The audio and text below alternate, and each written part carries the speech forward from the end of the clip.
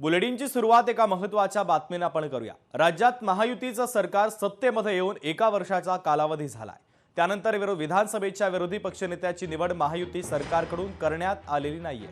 मुख्यमंत्री देवेंद्र फडणवीस यांनी विधानसभेच्या विरोधी पक्षनेता निवडीचे अधिकार विधानसभा अध्यक्ष राहुल नार्वेकर यांना असल्याचं स्पष्ट करत त्या संदर्भातला निर्णय ते घेतील असं सांगितलं। त्यामुळे नागपूरमध्ये सुरू असलेल्या हिवाळी अधिवेशनाच्या 5व्या दिवशी माजी मुख्यमंत्री उद्धव ठाकरे यांनी विधिमंडळात विधानसभा अध्यक्ष राहुल नार्वेकरांची भेट घेतली। विरोधी पक्षनेता निवडी संदर्भात त्यावेळेस दोघांमध्ये सुमारे 25 मिनिटे चर्चा झाल्याची माहिती आहे।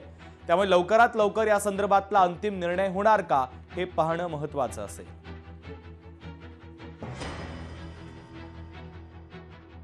अध्यक्षांकडे पण जाऊन ही विनंती केली आणि त्याचप्रमाणे माननीय सभापतींकडे सुद्धा जाऊन आम्ही विनंती केली की आता दोन्ही पद ही रिकामी आहेत, दोन्ही सभागृहाची ही पद रिकामी आहेत। आपण दोघांनी एकत्रितपणे हा निर्णय या अधिवेशनाच्या आता उद्या परवाकडे शेवटचा दिवस आहे, आपण जाहीर करावा। आमची तर विनंती किंवा आग्रह असा आहे की हे अधिवेशन संपण्यापूर्वी दोन्ही सभागृहाला विरोधी पक्षनेते लाभावेत की जेणेकरून विरोधाला विरोध करण्यासाठी नको ते तर आम्ही आजही करतोय, विरोधाला विरोध नाही, पण जनतेचे प्रश्न एक त्यांचा आवाज उठवणं हे आमचंही कर्तव्य आहे आणि जे कोणी या सभागृहात जनतेकडनं आपले प्रतिनिधी लोकप्रतिनिधी म्हणून येतात त्यांचं सगळ्यांचं ते कर्तव्य असतं।